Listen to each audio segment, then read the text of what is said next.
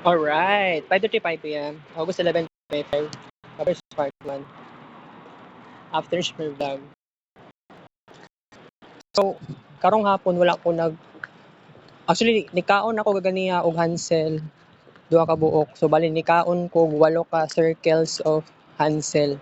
So gikan ko sa Matina, yaw kayo kay nayaw-yawan pa ko ni Uncle Titit. Pisti kaayo guys. Actually, nakipicture-picture ko sa akong second cousin. Nakita ko second cousin for the very first time. Oo, so natagaan kog information which is very important jud kaayo siya.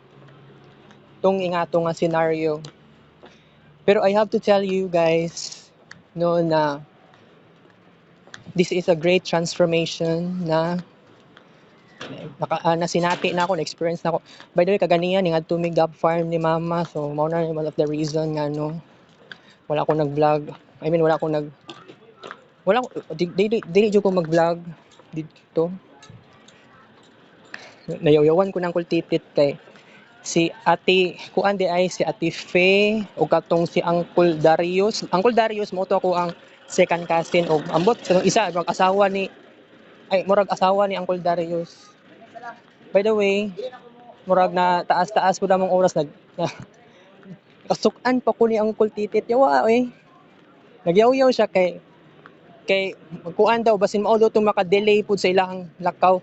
O kining si Ate kuan si tawagan ni si Ate pero okay lang si Ate Mari hindi si Ate Mari basta kuan wala na gani ko naki-wifi silang balay no. Wala ko naki-wifi silang balay. Kaya akong plano na-delay manggug ko kay of course niadto pa yung taon ko sa kuan guys. Oh, Gap Farm, pagkauman sa Gap Farm, diretso ko ninaog ko sa flyover sa Agdao. Sakay pa kog jeep sa Route 10, niadto kog Assumption. Kay magpad-BP. Ang nurse, lahi ang nurse, wala si Nurse Rona. Kapit na alas 4 and then pagkahuman, nidiretso ko sa among balay, aron kuhaon ni. Then kuhaon pa na ako tong uban pang mga unsa pay dapat ni ko ano. So significant jud kaayo siya sa kuha.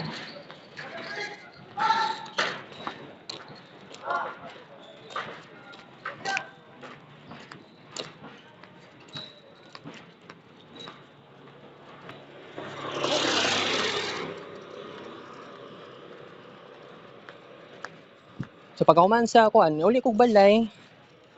Tapos ang problema pud ani no kay nato pa kog Mercury drug. Di ay. Naapa ko nabilin uli kog balay. Na ako'y gidala na katong prescription na tambal.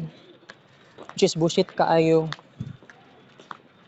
Dali pa ko pero pag sa sitwasyon na ako sa Matina day karon sila Ate Faye din akong nakita. Pero don't be worry kasi actually wala tarong na communication si Ate Anami ug tungod na dili na uso sa kuha ang actually oo murag ingana jud si Ate Anami pag mo kuan ko siya na ako'y i-chat siya dili siya mo reply kaayo, dili siya active sa Facebook kundi sa Snapchat lang daw o sa WhatsApp man yata ang most likely na nadungog na ako. Pero by the way, nadyo family member nga ingana jud og batasan. Tangkol titit na yaw-yawan ko gagi kaayo. Ang iyang batasan, similar kay siya batasan ni Manuel jud. Pero dili ko makaingon sa side kay Uncle Marlon or Uncle Inko. Pero gani, katong conversation na mo with Uncle Darius, wala na ako na audio record. Kaya di man gyapon na ako. Di man kaya na ako gina-play pod sa cellphone. So mao na problema sad. Pero by the way, nayoyowan ko ni Uncle. Yawain. Ang walang po ko ikibo niya. Hanap ako siya. Gusto ko magpa-picture sa iyan. Di na inoon siya sugot. Attitude kaayo guys. mo yata ni one of the reason nga no akong mama wala siya dili sila dili sila kumbaga dili sila magkasundo. Diba sa napansin nako, diba ako ang bridge sa pamilya under sa polio ug sa salvo. Sa napansin nako, I mean sa side sa kong mama dili man gud salvo most likely ang ganing pinaka-close, pinakadagan-daghan og kuan family members. Sa side sa kong mama, reasonable man gud ang na ako'y kanang makita nako na family members. Pero kung diri sa polio family, mga igsoon ra pod sa kong papa. I don't know sa Payot family mismo. Pero kung akong mama, sa akong mother side o sa father side, wala naga-investigate sa ingani kinsay second cousin, third cousin. Pero by the way, kini bang ingani nga sitwasyon, this would be very unusual sa kuha nga kanaganing naanad. I mean, nagka-interest ko aning genealogy.